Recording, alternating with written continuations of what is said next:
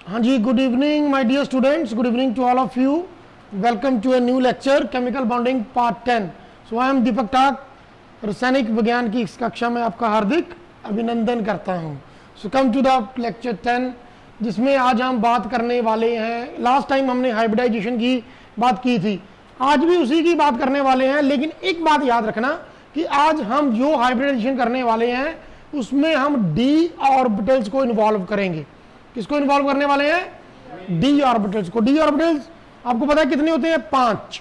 Anybody who knows the name of the D orbitals?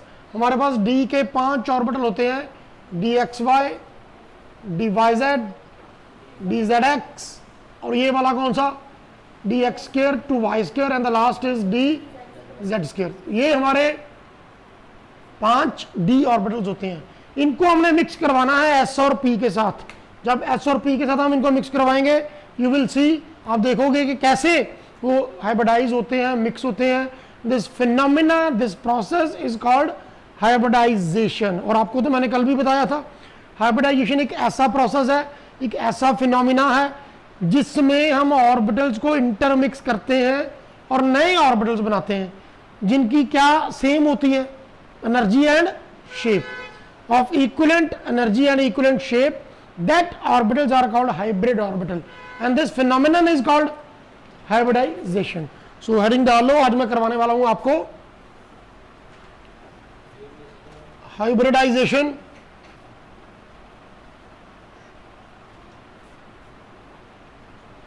involving s, p and d orbitals।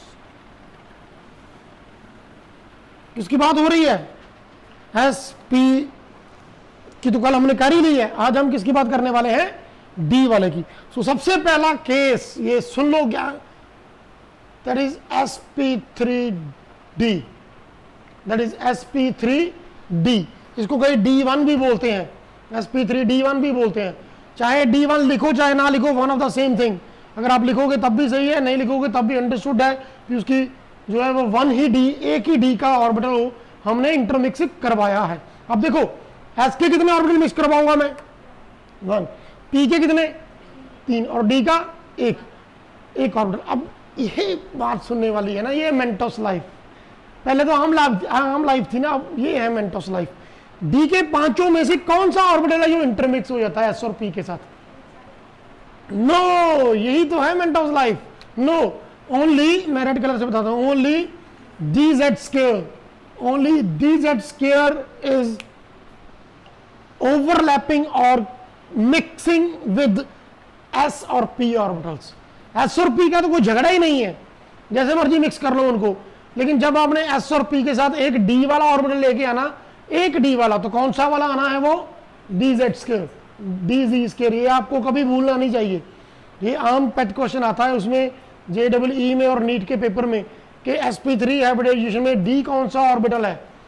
तो आप बच्चे कुछ भी लिख देते हैं, जो वाला मर्जी। नहीं, ऐसा नहीं है। ये डी वाला डी कौन सा है? D Z square. So note it, ये डी जेड स्क्वायर वाला इसमें आएगा। सो लिखो, व्हेन 1s 3p के 3p ऑर्बिटल्स, 1s मैंने कल भी बताया था कैसे लिखना है। ऐसे लिखना है 1s, ऐसे नहीं लिखना 1s। When 1s and 3p orbitals are intermixed together with ऐसे with dz square, dz square की बात करनी है हमने, dz square की, mix with dz square, they form ये वाला sp3d hybrid orbital, they form sp3d hybrid orbital। और मैं अभी आपको दिखाने वाला हूं वो हाइब्रिड ऑर्बिटल जिसकी बात कर रहा हूं। ये आपको हाइब्रिड ऑर्बिटल मैं अभी दिखाऊंगा। ये देखो, ये है वो hybrid orbital. 1,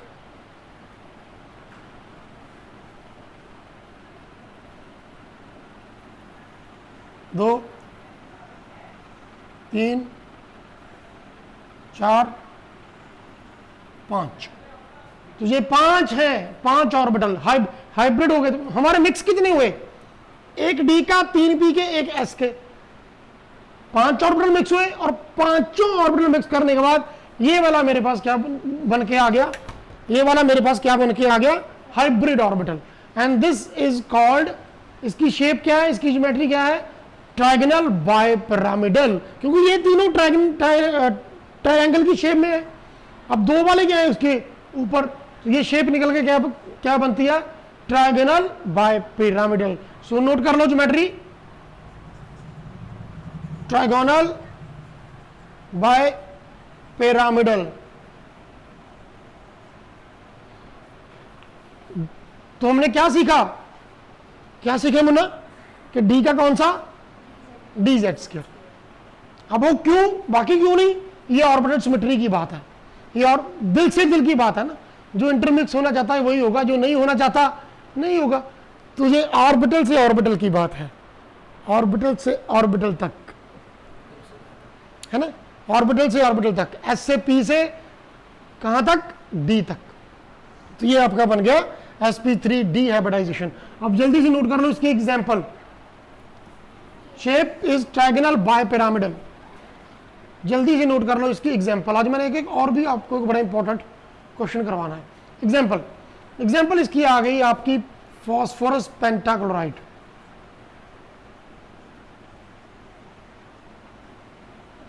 pentachloride, phosphorus pentachloride, ये वाला एग्जांपल देखना जरा ध्यान से। Okay, which one is the central atom, phosphorus, 100% phosphorus.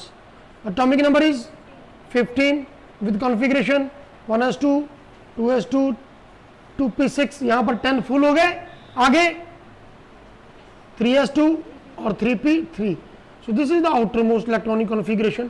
हम क्या करते हैं, हम सिर्फ कौन से ऑर्बिटल बनाते हैं, आउटर मोस्ट वाले है ना। तो ये इसमें कौन से बनेंगे, फास्फोरस के ग्राउंड स्टेट के, ग्राउंड स्टेट के बताना जरा। ये 3s कितने इलेक्ट्रॉन, इसमें रेड से भरते हैं इलेक्ट्रॉन, और ये वाला 3p, इसके कितने इलेक्ट्रॉन, 3। अब ये देखो 1 2 3। अब 3 के लिए तो जगह पहले ही अवेलेबल है, 3 इलेक्ट्रॉन्स के लिए जगह तो पहले ही अवेलेबल है, लेकिन हमें कितने क्लोरीन लगाने हैं, 5। तो 5 के लिए क्या करना पड़ेगा, 5 के लिए हमें आगे वाला जो डी ऑर्बिटल है वो भी देखना पड़ेगा। आपको पता है कि इसके आगे थर्ड शेल में डी ऑर्बिटल खाली होता है, डी ऑर्बिटल इज वेकेंट, वो खाली पड़ा हुआ है उधर है ना। तो मैं उसको भी यहां पे लेके आऊंगा, डी को, डी के कितने ऑर्बिटल,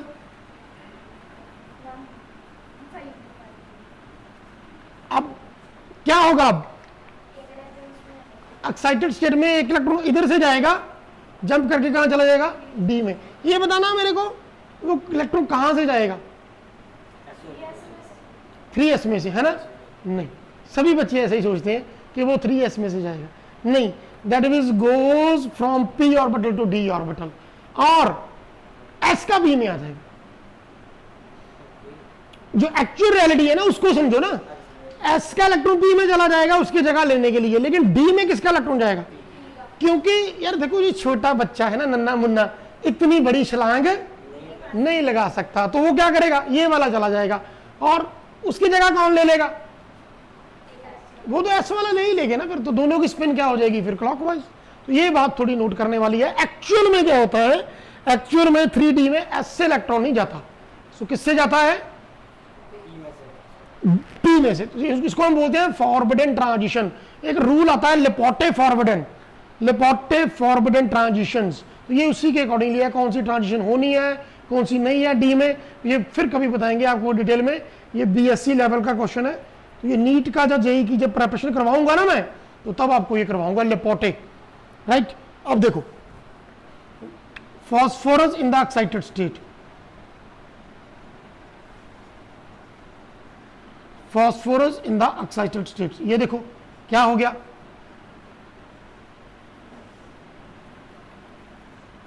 इलेक्ट्रॉन किधर चला गया, 3D में।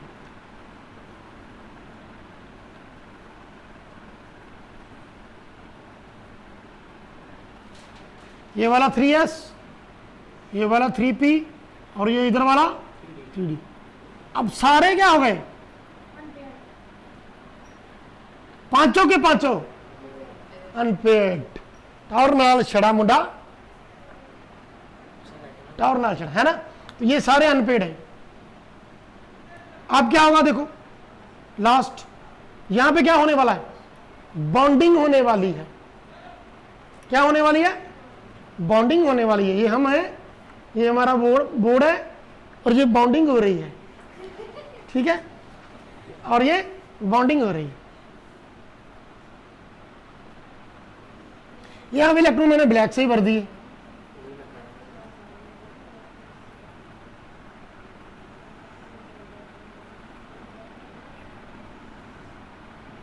ये हम है, ये हमारा बोर्ड है और ये इलेक्ट्रॉन्स की बॉन्डिंग हो रही है।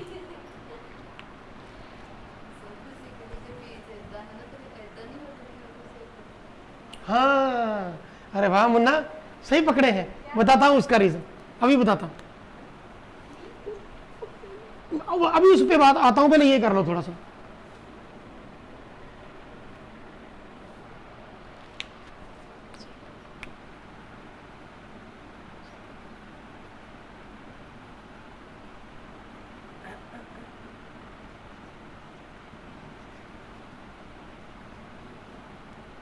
अब ये देखो,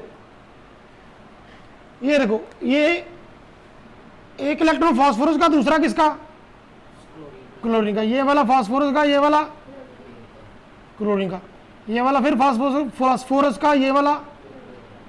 कुल मिलाकर के कितने कोवलेंट बनने वाले हैं, कितने कोवलेंट बॉन्ड बनने वाले हैं, 5। ये पांचों के पांचों कोवलेंट बॉन्ड किसके हैं, फास्फोरस एंड क्लोरीन के। लेकिन देखो, जब मैं इनको इंटरमिक्स कर रहा हूं, एंड ड्यूरिंग इंटरमिक्सिंग क्या होगा, एक s का ऑर्बिटल पार्टिसिपेट किया, एक p का और एक d का। d का भी कौन सा, dz², ये वाला dz², ये ऊपर लिखा है मैंने पहले। तो ये कौन सी हाइब्रिडेशन बन गया आपकी, sp3d हाइब्रिडाइजेशन। और उसका जो हाइब्रिड ऑर्बिटल बनता है, उसकी शेप क्या होती है, what is the shape of the sp3d hybridised orbital, triangle bipyramidal. अब सेंटर में आ जाएगा फास्फोरस, और ये देखो एक सेंटर में आ गया फास्फोरस, एक क्लोरीन इस तरफ, एक क्लोरीन इस तरफ, एक क्लोरीन इस तरफ, एक अबव द प्लेन, एक बिलो द प्लेन। तो ये ट्रायंगल बायपिरामिडल, ऊपर की तरफ भी पिरामिड, नीचे की तरफ भी pyramid, this is triangle bipyramidal.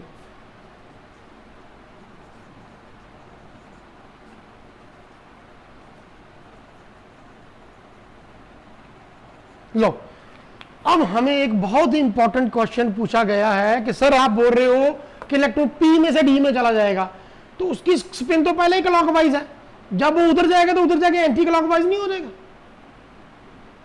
और अगर इधर से जाएगा एस में से, तो पहले एंटी क्लॉकवाइज है, उधर जाके क्लॉकवाइज। हमें सारे क्या चाहिए, एक स्पिन जैसे। तो बिल्कुल डेफिनेटली वो उधर जाके एंटी क्लॉकवाइज ही हो जाता है, लेकिन बाद में उसकी स्पिन कन्वर्शन करवानी पड़ती है by applying some energy. So this is the reason कि जब भी इलेक्ट्रॉन पी से डी में जाएगा, फिर एस से पी में आएगा, तो पी की जो स्पिन है वो पहले एंटी क्लॉकवाइज ही हो जाती है, लेकिन उसको क्या करवाना पड़ता है, स्पिन कन्वर्शन करवानी पड़ती है बच्चे। पहले उसको सभी के सभी को क्या करना पड़ता है, एक जैसा। मान लीजिए ये वाला इलेक्ट्रॉन इधर से इधर चला गया, तो इसका एरो तो डाउन आ जाएगा, क्योंकि ये मैं अपने कल ही बताया आप लोगों को कि जब भी इलेक्ट्रॉन जाएगा स्पिन चेंज होगी।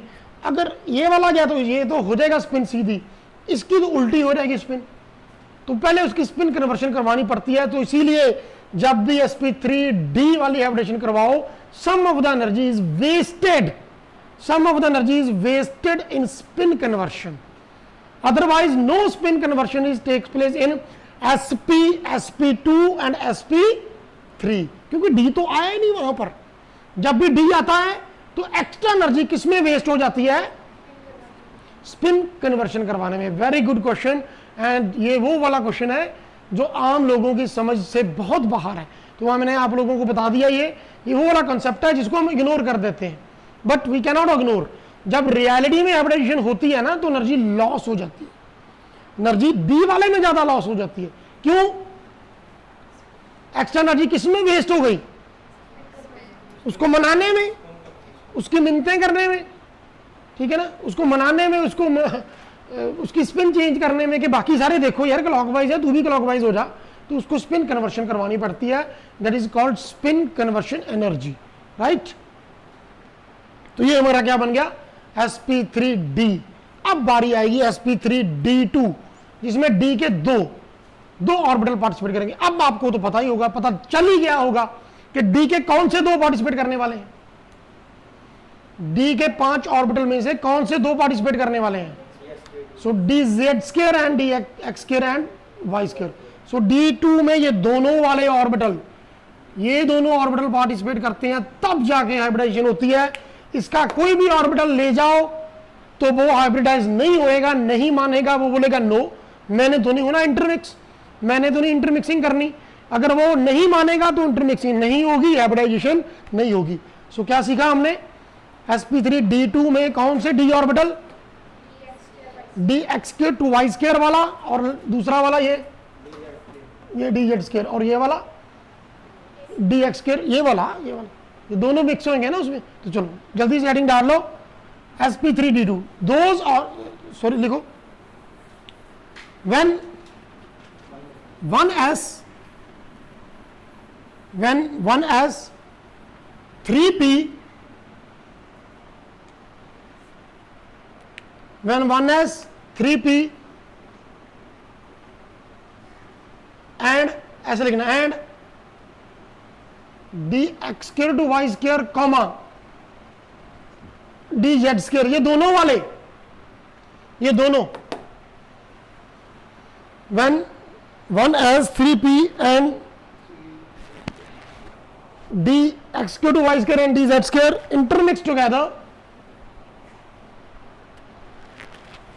intermix together to form a new set of hybrid orbital, to form a new set of hybrid orbital, to form a new set of hybrid orbital, कौन सा वाला? sp3d2, sp3d2, this is called this is called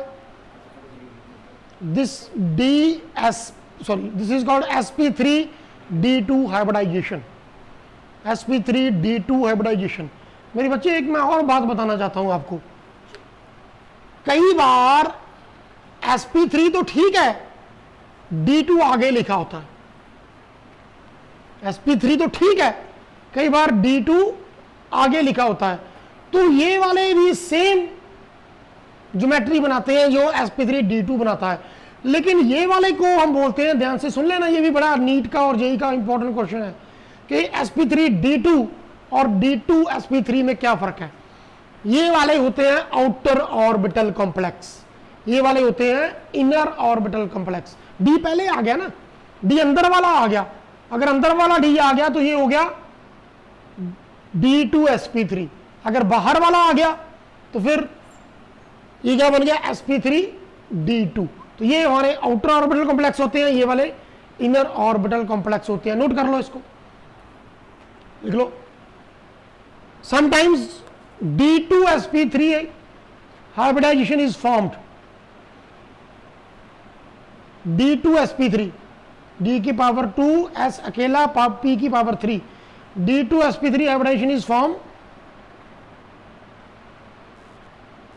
which is called inner orbital complex। Inner अंदर वाले D आए हैं उसमें, inner D orbital complex. अब देखो, अब देखना जरा, कई बार ऐसे होता है, कई बार ऐसे होता है 3d 4s2 4p6, अब ये वाले डी पार्टिसिपेट कर जाते हैं, तो ये कौन सी हाइब्रिडेशन निकल के आती है? फिर D2sp3, लेकिन कई बार ऐसा होता है 4s2 4p6 आगे 4d, ये वाले d पार्टिसिपेट कर जाते हैं। अब d तो आगे पीछे है ना, अब d तो 3d भी है और उसके आगे 4d वाला भी है। तो अगर इलेक्ट्रॉन p से जंप करके आगे वाले 4d में चला गया और p की जगह किसने ले लेनी है, s वाले ने, अभी बताया ना मैंने, तो ये कौन सा बन जाएगा, sp3d2। लेकिन अगर इलेक्ट्रॉन पिछले वाले d में आ गया जो वेकेंट होगा, पड़ा होगा, तो फिर कौन सा बन जाएगा, D2sp3। सो दोनों की पॉसिबिलिटी है, लेकिन ये वाले को क्या बोलते हैं, इनर ऑर्बिटल कॉम्प्लेक्स। ये कब बनते हैं फिर कभी बताऊंगा। मोस्टली क्या बनते हैं, आउटर ऑर्बिटल कॉम्प्लेक्स। इनर वाले कब बनते हैं, जब अंदर वाला डी पार्टिसिपेट करता है। अंदर वाला बोले तो 3D, आउटर वाला बोले तो 4D। तो ये वाला, तो ये कैसे बनेगा करवाऊंगा फिर कभी, लेकिन अभी ये कंप्लीट करवा दूंगा आपको, ध्यान से सुन लो। तो इसमें हाइब्रिड ऑर्बिटल भी कौन सा बनेगा, sp3d2 हाइब्रिड ऑर्बिटल। शेप देख लो उसकी, ये sp3d2 हाइब्रिड ऑर्बिटल की शेप देख लो।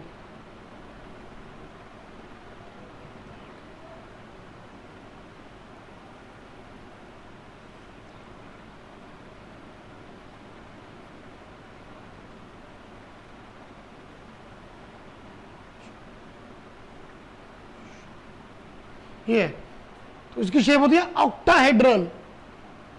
क्या शेप होती है, ऑक्टाहेड्रल, ऑक्टाहेड्रल ज्योमेट्री। नोट कर लो इसको, ड्राओ कर लो, octahedral geometry. The shape of the molecule is octahedral. अब मैं एग्जांपल भी करवाऊंगा आपको। ये ऐसे बनते हैं, ये चारों एक तरफ और दो ऊपर, एक अबव द प्लेन, ये वाला अबव द प्लेन, ये वाला बिलो द प्लेन, ऐसे होता है, ऐसे। This is octahedral geometry. One is above the plane, another is below the plane, इस तरीके से ये वाला। तो जो सेंटर में ये जो कॉपी रखी हुई है मैंने, ये वाली, ये क्या चीज है, यही तो है प्लेन। ये वाला चार बोर्ड इस प्लेन के ऊपर, पांचवा ऊपर की तरफ और छठा 6th वाला नीचे। Okay, example. तो जल्दी से नोट कर लो एग्जाम्पल। डी कौन से ऑर्बिटल पार्टिसिपेट कर रहे हैं, बोलो। इन sp3d2 which d orbital is taking part, dx square y square and second is dz square. So come to the example. Example is sulfur hexafluoride, formation of sulfur hexafluoride. The atomic number of sulfur is 16, 1s2, 2s2, 2p6, 3s2 and the last is 3p4 and आगे 3d0। 3d0 है क्योंकि अभी उसकी बारी नहीं आई है, ground state. हाँ जी, कौन से ऑर्बिटल बनेंगे बताना जरा। 3s और 3p आउटर मोस्ट ही बनाने हैं हमने। 3s के 2 इलेक्ट्रॉन, 3p के 4 इलेक्ट्रॉन। ये देखो 1 2 3 4। पेयरिंग तब तक नहीं करनी जब तक सारे सिंगली फिल्ड नहीं हो जाते, अनपेड नहीं हो जाते। ये आगे वाला क्या है, आगे वाला क्या आएगा, 3D खाली आएगा वो, है ना। अब देखो मेरी बात सुना ध्यान से, बॉन्ड बनाने हैं 6, जगह कितने के लिए बची है, 2 के लिए। अनपेड तो 2 ही है, तो क्या करेंगे हम, तो इलेक्ट्रॉन एक्साइट करवाने पड़ेंगे। एक्साइट कैसे होते हैं, whenever the fluorine atom come close to the sulfur atom, they excite the electrons from s orbital or from p orbital to d orbital। तो ये देखना जरा, सारे खाली कर देने मैंने, देखना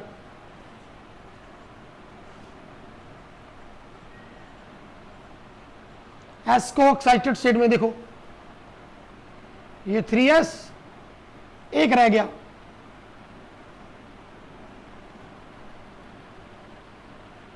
ये 3p, तीनों के तीनों unpaired, and the last is 3D,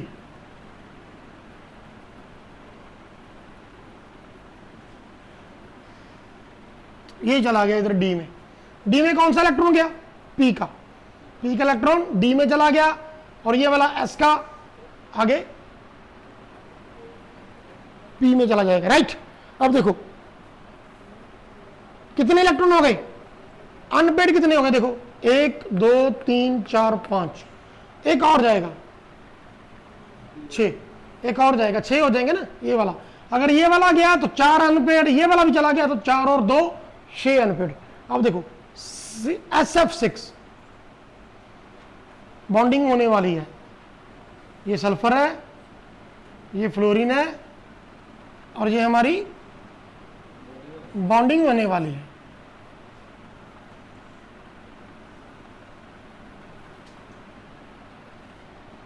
ये 3S 3P 3D,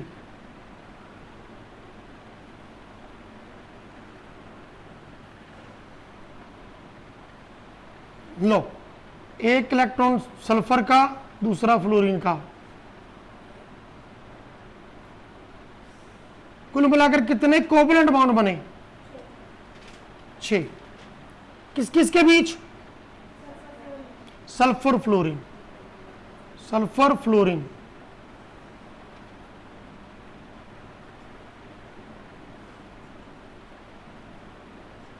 और हाइब्रिडाइजेशन देखो जरा, एस का 1, पी के 3 और डी के दोनों उठा लिए।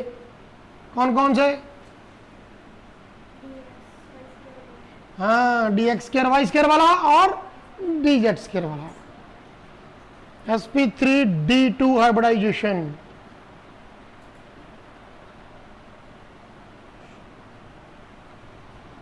उतार लो इसको, समझ लो ध्यान से। sp3d2 हाइब्रिडाइजेशन सल्फर की। तो एक बात याद रखना, हाइब्रिडेशन सेंट्रल एटम की होती है। अगर आपको पूछ ले कि in SF6 what is the hybridization of sulphur, तो सल्फर की sp3d2 है, बाकियों की हाइब्रिडाइजेशन थोड़ी हुई है। इंटरमिक्स किसके ऑर्बिटल किसके साथ किए हैं? सल्फर के।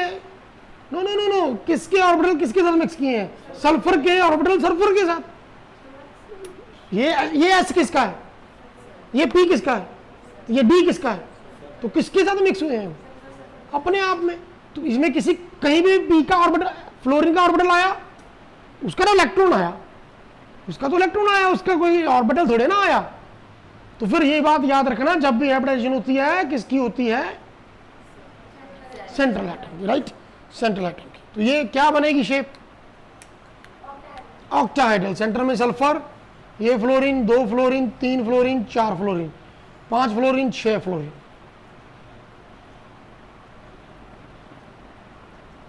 मैंने आपको एक दिन बताया था कि ये जो ऊपर वाला फ्लोरीन है और नीचे वाला फ्लोरीन है, ये वाला फ्लोरीन और ये वाला फ्लोरीन, इनके बॉन्ड बाकी ये चारों बॉन्ड से क्या होते हैं? लॉन्गर होते हैं। इनके ये जो बॉन्ड है वो बाकी चारों बॉन्ड से क्या होते हैं? लॉन्गर होते हैं,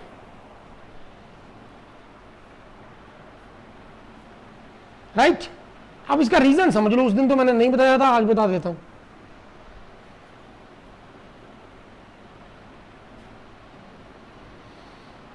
मेरे बच्चे, ये कौन सी ज्योमेट्री?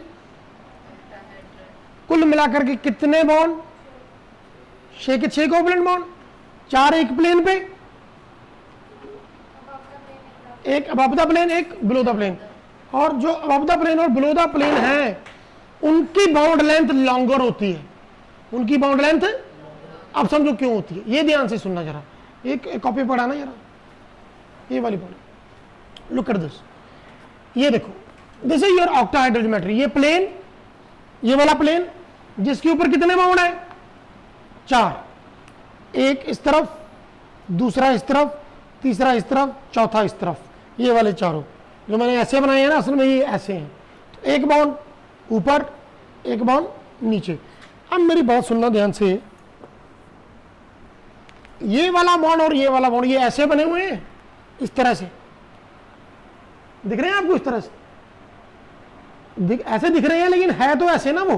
अब जरा अंदाजा लगाना और थोड़ा सा आइडिया लगा के बताना, अंदाजन अंदाजन कितना बाउंड एंगल होगा इनमें, अंदाजन अंदाजन कितना बाउंड एंगल होगा इनमें। नो, ये होगा 120 के करीब। ये कितना होगा? 120 के करीब। अब ये तो सभी को दिख रहा होगा, ये वाला, ये तो ऐसे पकड़ना जरा को थोड़ी थोड़ी देर के लिए। ये जो बाउंड है ना ऊपर की तरफ वाला, ये वाला बाउंड, ये वाले बाउंड का इधर वाला जो बाउंड है ये वाला, इसके साथ एंगल कितना है? 90। ये तो 90 है, ये तो सबको दिख रहा है। ये वाला 90, इधर नहीं दिखेगा आपको 90, इधर नहीं दिखेगा आपको 90। आप बोलो मैं इधर लिख दूं ऐसे 90, बोलो इससे कैसे 90 हो गया? ये 90 तो लग ही नहीं रहा, बट एक्चुअली ये क्या है? वो ऐसे है ना, ऐसे ये वाला प्लेन, ये वाला 90, ये वाला, ये भी 90, ये वाला, ये भी 90, ये वाला, ये वाला, ये भी 90।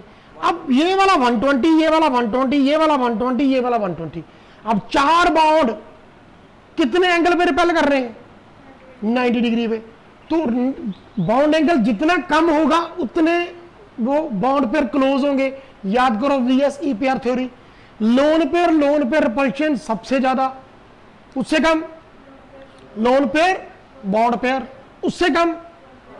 अब इसमें लोन पेयर तो है ही कोई नहीं, इसका मतलब है लोन पेयर रिपल्शन तो होगी ही नहीं, लोन पेयर बाउंड पेयर भी नहीं होगी, तो कौन सी बची? तो बाउंड पेयर जितना 90 पर रिपेल करेंगे उतना 120 पे नहीं करेंगे। क्यों? क्योंकि angle is more, 120 angle is greater than the 90। तो जहां पे दो बाउंड 90 पे रिपेल कर रहे हैं वहां पे वो 120 पे रिपेल कर रहे हैं। ये देखो दिस इज 120, ये वाला एटम इधर, ये वाला इधर, डिस्टेंस ज्यादा नहीं हो गया? बाउंड एंगल बढ़ने से, look at here, bound angle बढ़ने से डिस्टेंस ज्यादा नहीं हो गया? तो बाउंड पर रिपल्शन कम हो जाएगी। अब आ जाओ 90 पे, 90 पे क्या है? अब करीब हो गए, वो 90 के एंगल पर आ गए। तो देखो होनी तो बाउंड पेयर रिपल्शन ही है, लेकिन जितना बाउंड एंगल कम होता जाएगा उतनी रिपल्शन बढ़ती जाएगी। तो ये वाले को चारों तरफ से रिपल्शन मिल रही है, कितने एंगल पे? 90 पे। नीचे वाले को भी चारों तरफ से रिपल्शन मिल रही है, कितने एंगल पे? तो वो रिपेल होंगे तो कोई चीज ऊपर की तरफ स्ट्रेच हो जाएगी। तो यही रीजन है कि because of more bound pair repulsion at 90 degree, ये एक्सियल बाउंड जो है वो ज्यादा स्ट्रेच हो जाते हैं। ये वाले बाउंड लॉन्गर है, sulphur fluorine bond length is longer in the above the plane वाला bond and below the plane वाला बाउंड।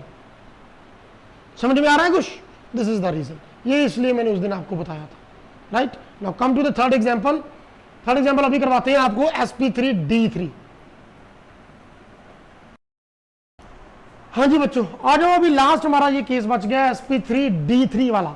तो ये तो नाम से ही पता चल रहा है, s का एक ऑर्बिटल, p के 3 और d के कितने? 3। अब जरा बताना मेरे को d के 3 कौन कौन से आएंगे? ये वाले तो 2 आ गए ना हमारे, तो जो बाकी तीनों बचे हैं, ये तीनों, ये इनके साथ मैच नहीं करते, तो ये तीनों आपस में आएंगे, ये वाले तीनों 3। ये क्या बनेगा? d3 में।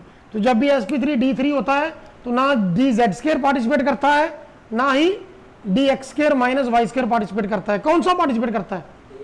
सिर्फ ये तीनों वाले पार्टिसिपेट करते हैं, dxy, dyz एंड dzx। बिल्कुल सही आंसर आपका। तो जल्दी से लिख लो, एग्जाम्पल से शुरू करें सीधा। चलो लिख लो पहले इसका हाइब्रिड ऑर्बिटल। इसका हाइब्रिड ऑर्बिटल बनता है पेंटागोनल बाइपिरामिडल। हाइब्रिड ऑर्बिटल इसका बनता है पेंटागोनल बाइपिरामिडल। लिख लो hybrid orbital sp3d3। sp3d3 hybrid orbital is pentagonal bipyramidal.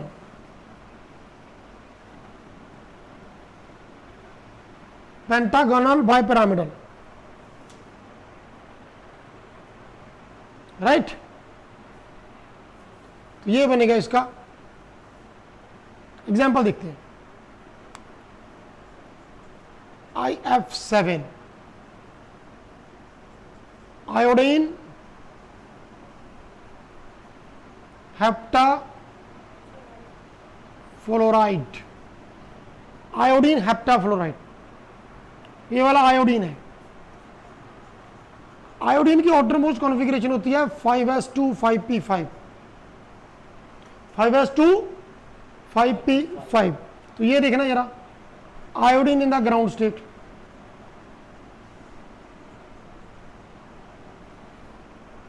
Iodine in the ground state क्या बनेगा? 5s के 2, 5p के 3, सॉरी 5, 5p के 5। और आगे डी वाला, डी वाला तो खाली बैठा हुआ है, 0। ये 5d खाली बैठा है। अब बताना जरा कितने इलेक्ट्रॉन ऑक्साइड करवाने पड़ेंगे, कितने इलेक्ट्रॉन ऑक्साइड करवाएंगे कि डी के आयोडीन के साथ 7 फ्लोरीन लग जाए? तीनों, ये दोनों पी के, ये वाला इसका।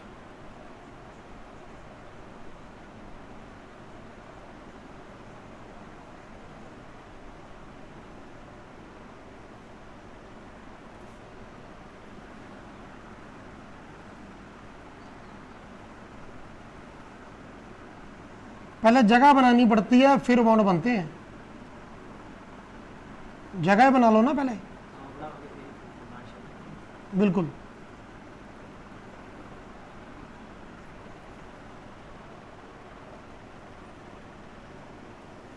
ये सातों के सातों अनपेयर्ड।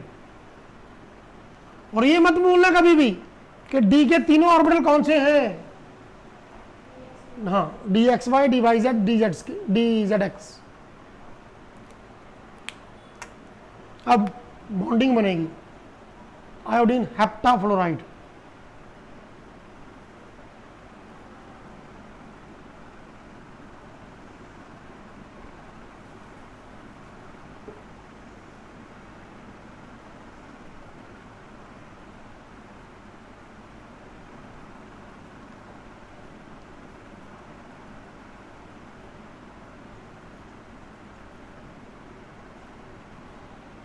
ये इनर ऑर्बिटल कॉम्प्लेक्स है कि आउटर?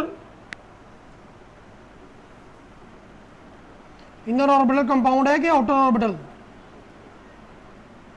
हाँ जी, डी के कौन से ऑर्बिटल पार्टिसिपेट किए हैं? अंदर वाले के बाहर वाले? Outer, that's why it is outer orbital.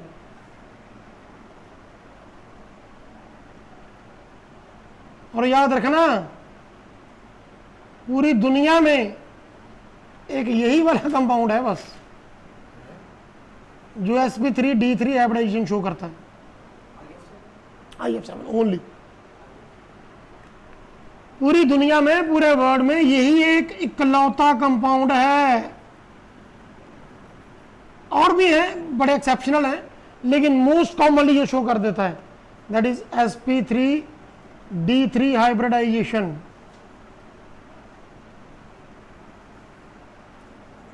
sp3d3 hybridisation ये वाला शो करता है। अब बात आती है भी यही क्यों करता है? सबसे पहली बात, ये आयोडीन है। आयोडीन का एटॉमिक साइज सबसे बड़ा होता है आयोडीन का,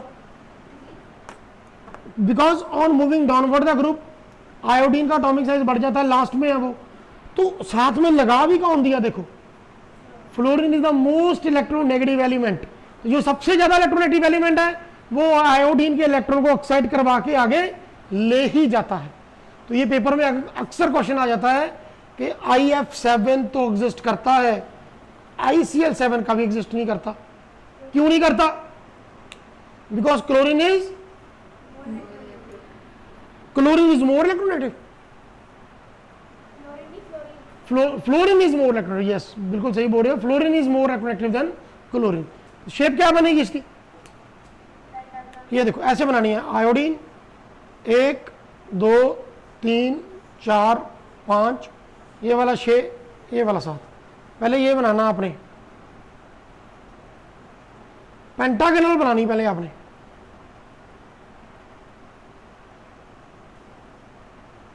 बाद में उसके ये एक्सियल, एक ऊपर वाला एक नीचे वाला। नेम,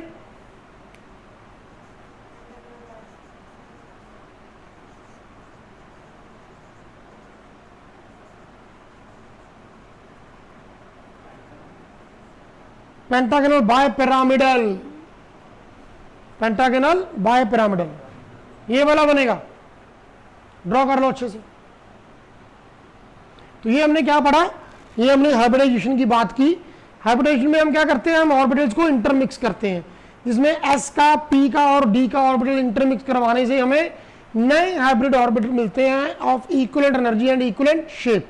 लेकिन उनमें से सबसे जरूरी बात ये थी कि हमें ये पता होना चाहिए कि डी का कौन सा ऑर्बिटल पार्टिसिपेट करने वाला है, राइट।